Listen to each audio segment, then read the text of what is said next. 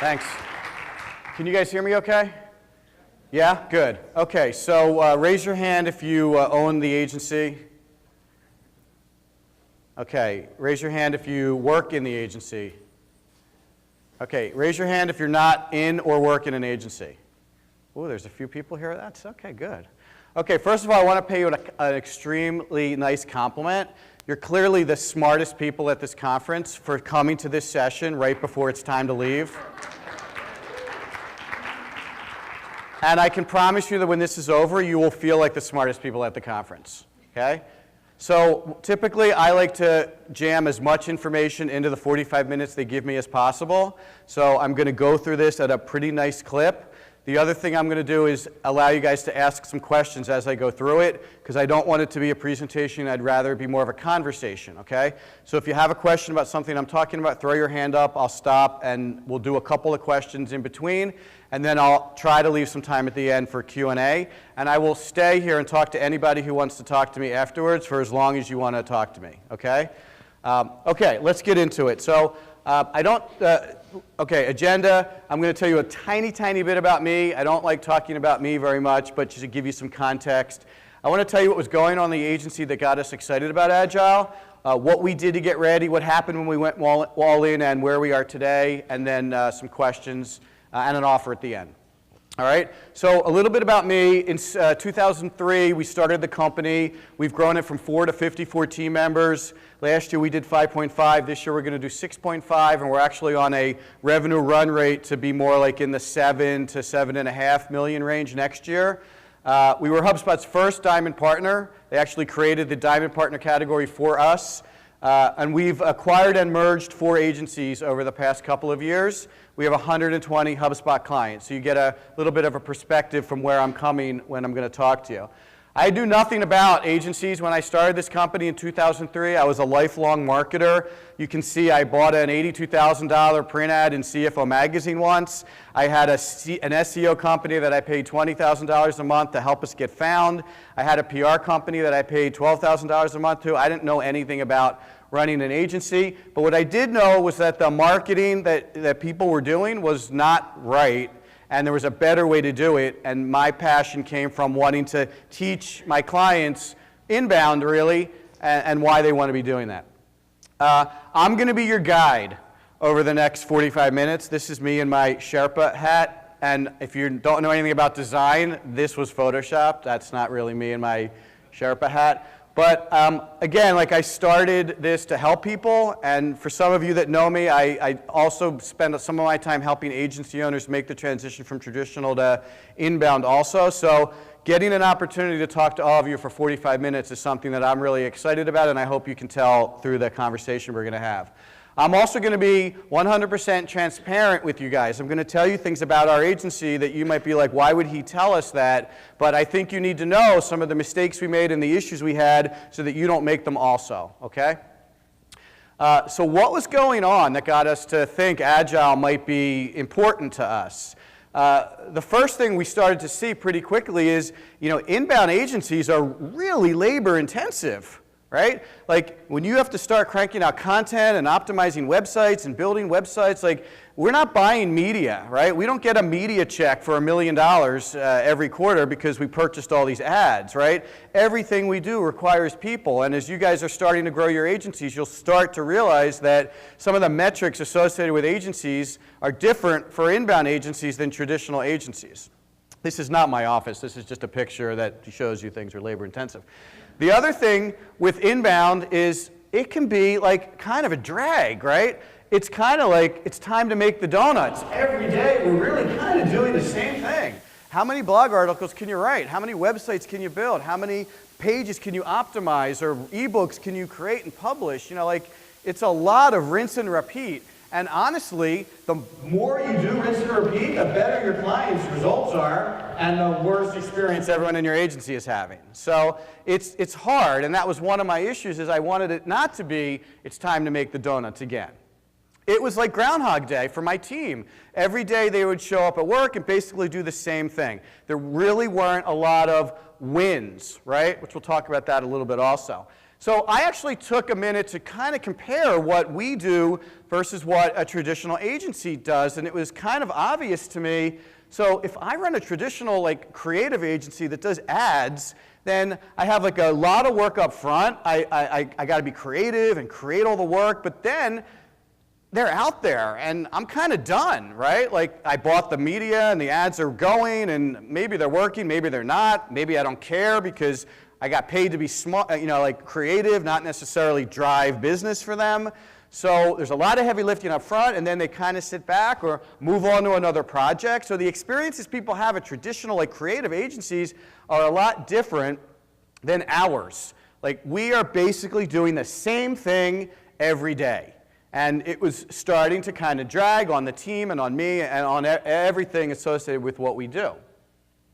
And it really felt like chores. Like the faces on these little kids was like perfect for me. Like, I don't want people coming to my office and feeling like they're doing chores, right? So this was a big issue we were having at the company. This may resonate with you guys, like inbound agencies habitually overservice their clients, right? Why do we overservice our clients? Because they're expecting results from us, not fancy ads. And results sometimes comes with, oh, I'll do this extra thing for them here. Well, we didn't quite do as well as we thought we were going to do last month. I'll do this extra work for them there. And before you know it, you're not making any money on your clients. You're working really hard and you're not making any money. Who's in business here to not make any money? You are? Wow, good for you guys. Most of us are here to make money, right? I'm sorry if that seems like entrepreneurial or business owner-ish, but we got to make money or we won't be in these businesses next year. So you have to find a way to service clients, get them results, and make money also. And over-servicing is a problem. I talked a little bit about team wins. Like the team never got any wins. Even when we got the client 100 leads, they were like, well, I thought I was going to get 130 leads. We're like, come on, when you met us 3 months ago, you didn't have any leads. They don't care. It's what have you done for me lately, and how do you get more, and how do we ramp this up, and I thought this was going to happen faster, and it's not easy what we've chosen to do. And some of my team, they were quitting, right? They didn't want to do the same thing every day. They didn't feel like they were stimulated. They felt like it was a factory. They didn't feel like they were really being creative. And I don't want people quitting, and I don't want people at my shop who are not having an incredible professional experience. Now, we were getting results, right? HubSpot's amazing at showing us the results that we're driving for our clients. So we were driving traffic and we were driving leads, but it just wasn't quite working out the way we wanted to. We were not making the money we wanted to. Like I said, profit is very important to us. Sorry, that's my dog. And there's more. Like, isn't this enough? Like, God, isn't all that crap enough? No, there's more to the story that isn't great. My agency was really kind of like a Frankenstein. Like, it wasn't really what I had hoped it would be. There wasn't enough collaboration. People weren't accountable for results. We really weren't cross-training people. There was no involvement from the people delivering the work in the estimating process. Like, sales pretty much made it up, and we had to deliver it. I'm not in sales. I'm on delivery. There was not a lot of flexibility, and there were not enough happy people. So look, this is like a pretty sad state of affairs, and there were times when we looked at what we were doing and we were like, why is it like this? It shouldn't be like this. What can we do differently? The other thing we realized, and this may seem a little different than what I said last year, but I'll explain it to you, inbound marketing is 100% a long-term play. If you're telling anybody that you're going to get them results in a month or two, you're probably not giving them the honest truth. It's going to take a year to 2 years to really ramp up this program and deliver the kind of results they're probably expecting, right? So I don't mean that this slide contradicts that. What I mean is we used to do what I used to do when I was the VP of marketing. It was November. I did the 2017 marketing plan, a 12-month plan with all the things I want to do over the whole next 12 months, and I presented it to my management team. They were like, Mike, sounds good. I know they didn't understand a word I said, but they were going to let me do whatever I wanted to do anyway. You can't do a 12-month marketing plan for inbound. You can't. Here's what I used to do. I used to write 52 blog article ideas and put it in my plan and say, okay, you're getting one blog a week. Here are the 52 blogs we're going to be doing. Let's get started. How the heck do I know what the blog should be 3 or 4 months from now? I have no idea. Why am I planning for a whole year? I need to see what's working. I need to adapt to what's working. I need to change things. I need to be responsive to the results that HubSpot software specifically shows us. So inbound is not a 12-month exercise. And this got me thinking about Agile. It's really more of a series of sprints, right? So in this case, it's really, the way we look at it today is it's a series of 30-day sprints. So we now do 30-day planning with our clients every single month. Right? So it's the middle of November. My clients know what we're going to be working on in December. Now, I'm not suggesting they have no idea what's going to happen in January or February or March. Obviously, if we have a webinar scheduled for February, there are things we have to do in December to get ready for it, but they're really only focused on the work that has to get done in December. Okay? Again, if you have any questions, just throw your hand up. So long-term planning definitely has value, right? You need to know where you're going. You need to know how many visitors and conversions and leads and everything that the client, you need to know what the long-term plan is. You need to know what the company's long-term plan is. You need to have some concept of long-term planning, but in terms of executing the tactics, it has to be shortened dramatically. I wanted my team to be more like these guys, first responders. I wanted them to be able to swoop in, assess the situation, figure out what to do really quickly, and then do it, right? And we were not set up to do that. We were set up to execute long, drawn-out, well-thought-out plans. So this is where some of the changes needed to be thought through and executed. And more than the responding aspect, I wanted them to be able to respond to the data.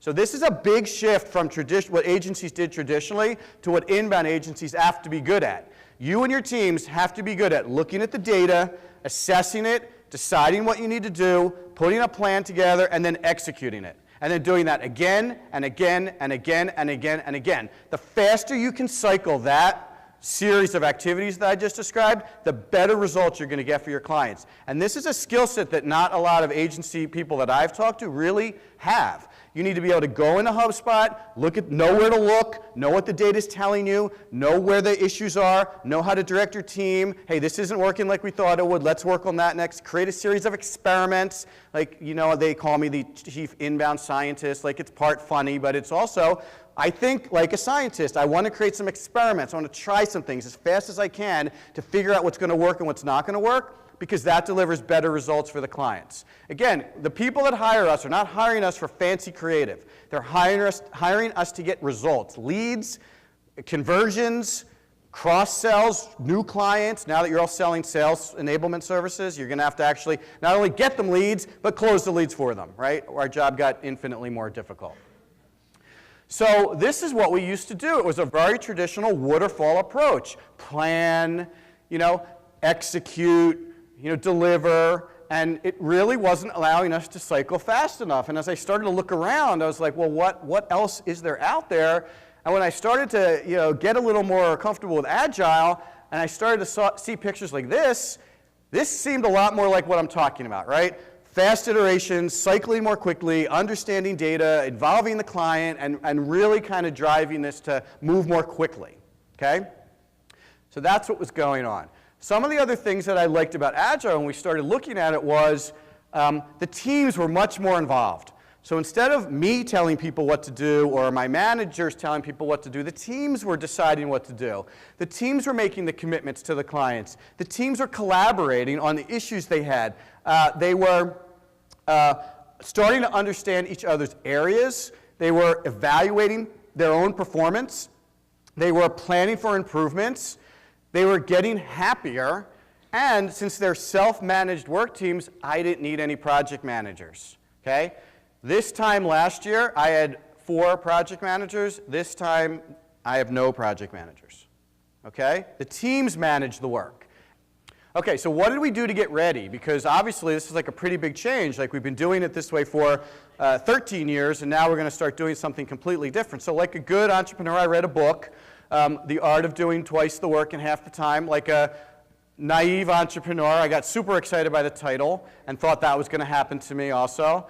And the thing that kind of resonated me with Jeff's book, which by the way you should read it, it's an excellent read and it's relatively an easy read, is he talked a lot about how Scrum and Agile are perfect for creative, complex tasks.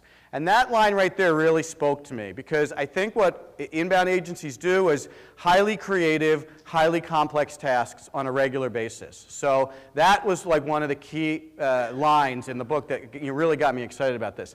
I started looking around the internet. Again, I'm kind of savvy to the web. Unfortunately, I couldn't find hardly anything, so that really wasn't very helpful. And then I hired an Agile consultant. If you're interested, I can give you his name. He's actually really quite good. And he kind of helped us learn Scrum, learn Agile, and we kind of adapted it to the agency, because Mark is really good at Scrum, but Mark's not really an agency guy. So he helped us with the methodology, but we had to kind of take it the rest of the way. And we started a pilot, not this kind of pilot. I took a small group of people in the company and said, you're going to start this process for us first. So I didn't want to disrupt the entire company. I wanted to kind of do a little experiment in a relatively less risky way by having a pilot of people start it. So what did our pilot look like? By the way, in my olden days, I probably would have just told everybody on Tuesday we're going to Scrum, and told them on Wednesday I expected it to be done. So I did this a little more thoughtfully with the whole pilot idea. Selected a small group of the company. We created an Agile Hive, which is what we called it.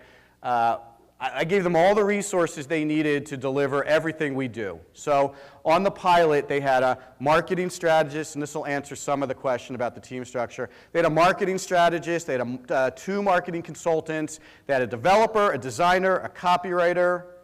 I think that's it. So everything they needed to deliver the work for the clients that were being managed by that hive. Okay? I dedicated Mark to working with them. I said, Mark, you're only working with these 6 people. Teach them Agile, teach them Scrum, focus on them. Everyone else is business as usual. We trained them in Scrum, so they got, they're not certified Scrum Masters, but Mark taught them all the rituals and how to, do the methodology and all that stuff. And we bought a new project management tool called Jira, and they used Jira while the rest of the teams used the old project management software we had. So we really kind of we did everything we possibly could to create this little Agile agency within the agency, okay? And it actually worked out quite nicely. We started the pilot last September, and it ended up running more or less through November, or 12 sprints. And we felt like 12 sprints was enough to really get an idea in terms of what was working and what was not working. And we did end up learning a lot. Some of what we learned is that the people loved it. Some of my issues with the team were resolved. They liked the process a lot better. The Scrum Rituals allow the people participating in it to tell you how happy they are after every single sprint. So we had data on how they were feeling after every sprint was over. They do a team member happiness score where they all tell each other how happy they are, right? So we had data on how happy they were. It improved immediately. We were getting a lot more work done with the same resources, which is kind of what Jeff promised in his book. Maybe it wasn't twice the work with half the people, but we were able to start seeing that there were some efficiencies being gained by these people really working together more collaboratively. And the most exciting thing is the clients in the pilot were a lot happier than the clients outside of the pilot. And I'm not suggesting that my clients outside of the pilot weren't happy, but the clients inside the pilot were getting better results. What were the clients' roles in the Scrums? Great question. What was the client roles in the Scrum? So if you know anything about Agile and Scrum, the client is supposed to be in all of the rituals, right? It's fast feedback, fast adjustments. So, like a good student of Scrum, we went to the clients in the Scrum Hive and said, hey, good news, we want you to come to all our meetings. They were like, we're not coming to any of your meetings. So we were like, okay, now what, right? We had to figure out a surrogate for the client, and that became the strategist. So the person leading the Hive was responsible for interacting with the client, getting the client feedback, and feeding it back into the Hive, okay? So that's how we kind of like have learned some of the adjustments to make that you don't typically get to make when you're looking at a software development model applied to the agency. Yes? Do I what? Yes, we do daily stand-ups.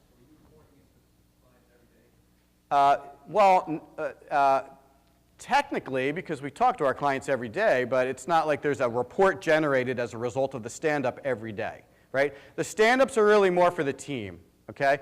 What happened yesterday, what's going on today, what's in your way, making sure priorities are organized, and then we'll talk about the stand-up so it's in context in a little bit. So the client results during the pilot. So let's see really like how this was impacting the clients. We delivered a website in 30 days. This is not growth-driven design, let me be clear. This is not like a launchpad website. We were able to work with a client to get them their website up and running in 30 days. Was this a 200-page website with e-commerce functionality? No. It was the kind of website they needed to start to get them results in 30 days. We improved the client's site-wide conversion rate to 8.9%. Let's be honest with stats. You see a ton of stats here at this conference. They already were at 5%. They asked us to get them to 6.5%. We got them to almost 9% in 30 days, okay? Because the team was focused on the things that needed to get done to move the needle in that direction. We produced over 400 leads for a client in a single month, so clearly that was 4 sprints, because back then we were doing weekly sprints, and I'll talk about that. So it took us 4 sprints to get their leads up like that. And we had a website go from 200 visitors to 2,000 visitors to 4,000 visitors in 2 months. So if you know anything about, and this wasn't with pay-per-click or any kind of non-inbound tactics. This was all like by helping them get found and publishing content and blogging and all that stuff, right? We're just able to cycle faster to get them better results. Yes?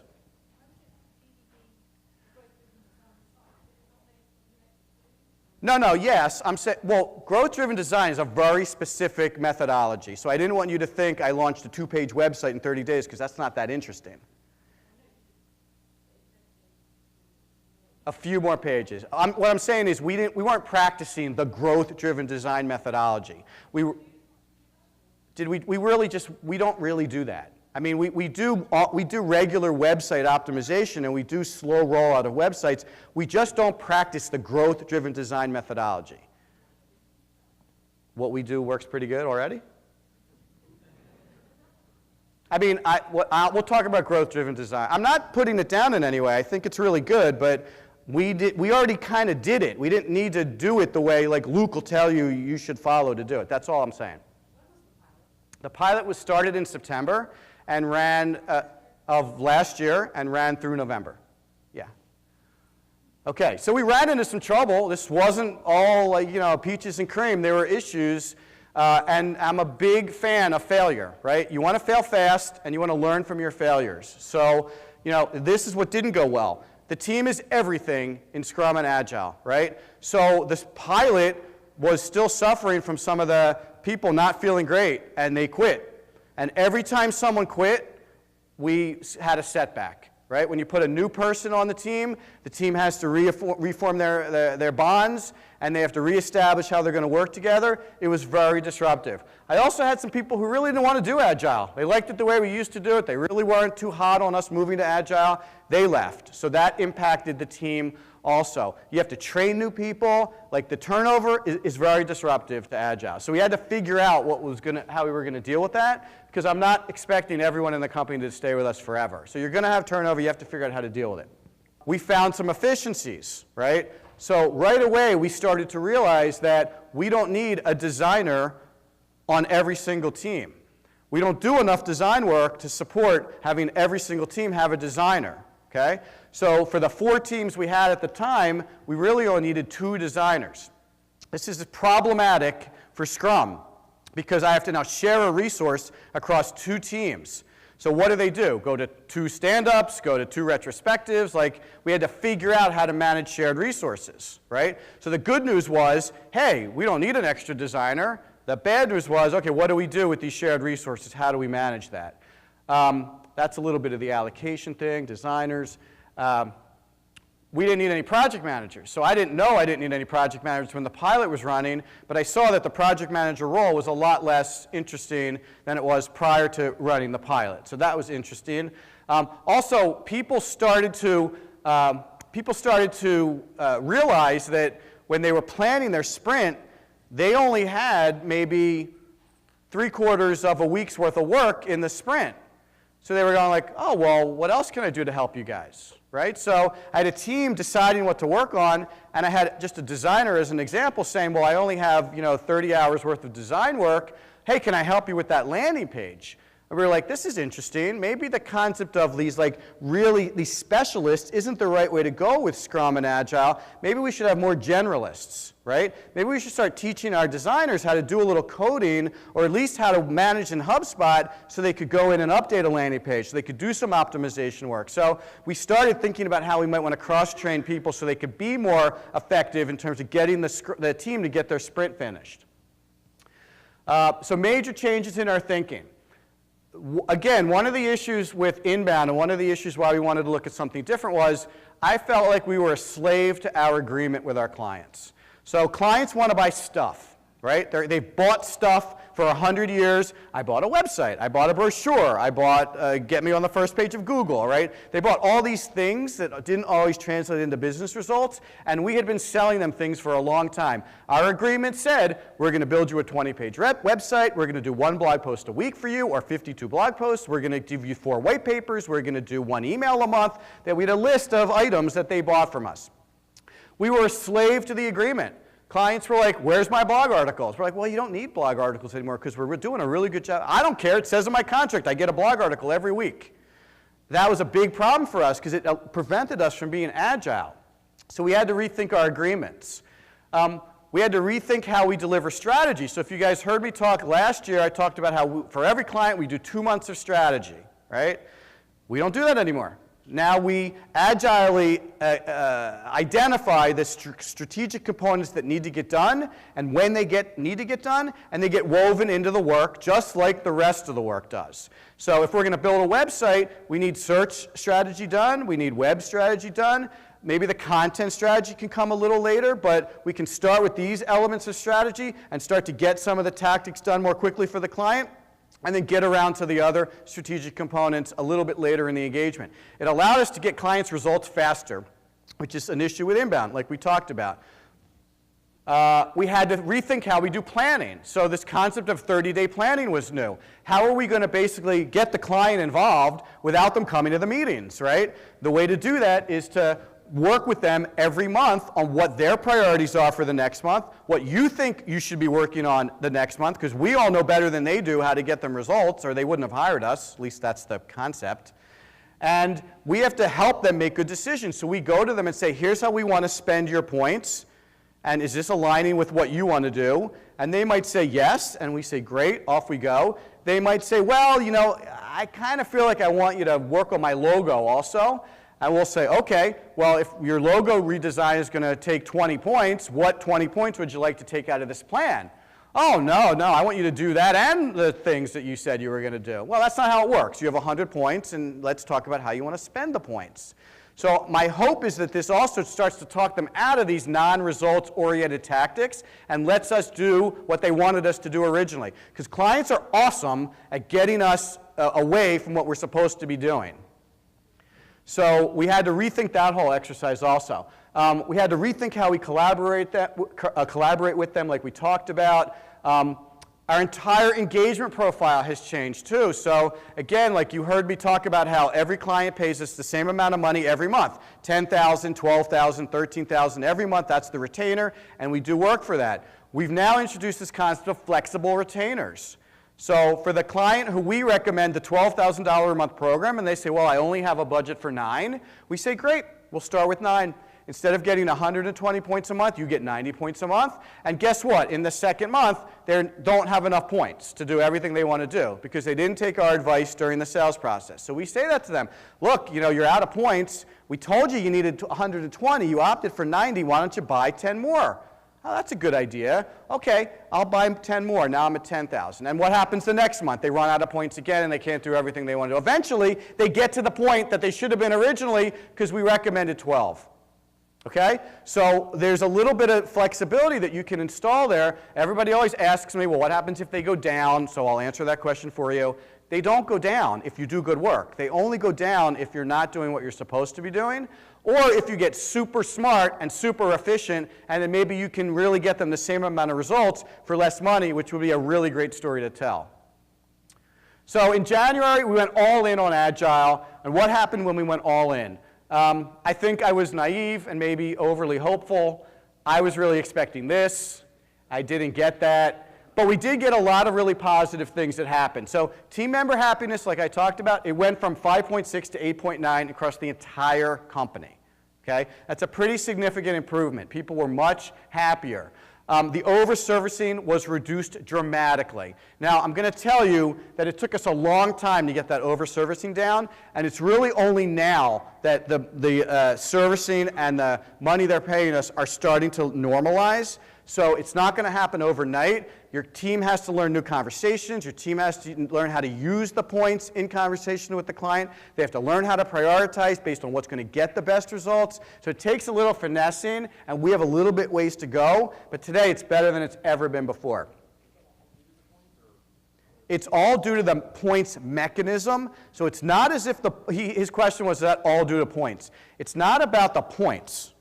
It's about how you use the points and how you talk to clients about the points and how you prioritize with points. So when you're prioritizing with the client, you want to put the work in first that's going to have the biggest impact on results and take the least amount of effort. So if I can do something for 2 points that's going to double my conversion rate on a landing page, that gets in first.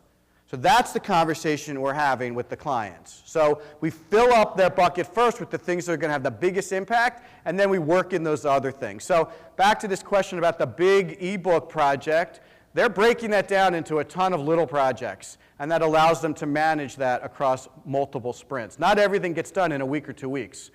Some things take longer. Yes, sir? Are different tactics or duties like strategy a different value and point? Yes, everything in the agency has a different point value, right? So things that take us longer are worth more points. Things that take us less time are worth less points. But there's a value conversation here also. So I could do something for 2 points that is extremely valuable, and I'm charging the client 6, even though it's costing me 2. Are you basing all that on a blended rate, or are you also factoring in compensation of the strategist may cost more? It's all in costs. It's all in costs. It covers our variable costs and our fixed costs, right? And the beautiful thing about the value aspect to this is if I think something's worth, instead of converting it to dollars, if I think something's worth $6,000 and the value engineered number is only $4,000, I'm still charging 60 points to deliver that, right? That's how we make even more money. Right? And the client is all in on the points. They know how we're allocating the points. They don't know my cost points, but they know my value points. So we share everything with them. Every single month they get an allocation of how they spent their points and how much everything costs, and none of them ever complain about that at all. You ask a lot of questions. I got to give you like a book or something. Yes, the question was, did the movement to points coincide with the movement to Agile? Yes, it did.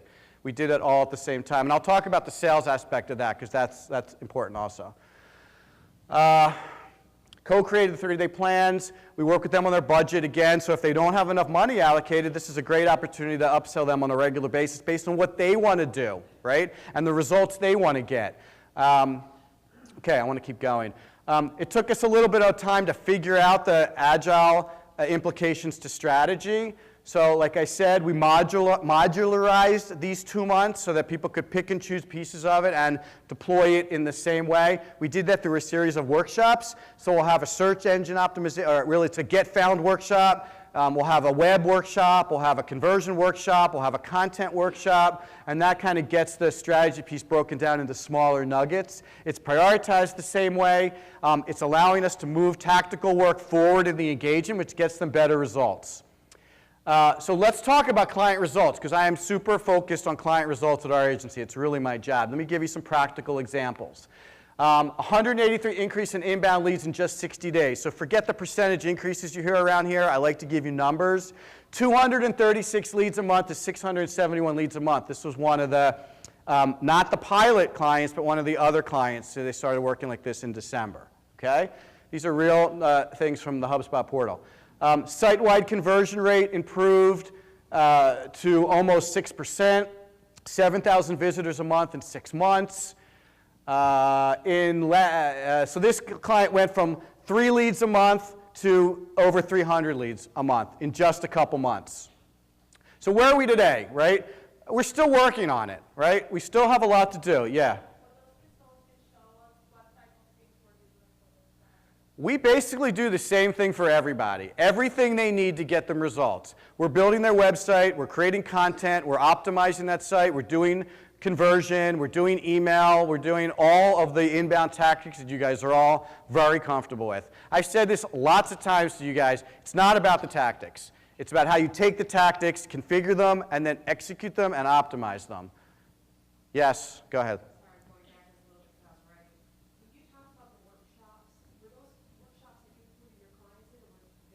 No, the clients are included in those workshops, yes. So the trend line had some jagged. Sure. How did clients say, well, you're trending and then suddenly you're dropping? What's going on? Yeah. How do you? Well, I mean, lead generation is not always up and to the right. Sometimes there's some spikes. There's a ton of seasonality in clients' businesses that they don't want to admit to. So lots of times we go back and look at what you did last year at this time, and almost all the time our numbers are above where they were last year at the same time. So a dip doesn't mean you didn't do a good job. A dip means they're still getting 10 times more what they were getting same time last year. Yeah. Shared resources across teams. Yeah. So the way we handle shared resources across teams is I have a super Scrum Master at the company. And the super Scrum Master is responsible for making sure that everybody is allocated and making sure that those resources get shared. So she's kind of looking at this hive needs this hive needs that, and here's how we're going to share the resources across it. And the teams do a lot of collaboration too. Oh, I don't need Becky so much this week, you take her. I don't need Becky so much next week, you take her. So they do a lot of that collaboration also. At the strategist level. So the shared resources, do they not participate in any of the team Scrum? No, the shared resources participate in everything. So the way I stagger my events is they literally can go to a stand-up at 9 and a stand-up at 9:15. Okay?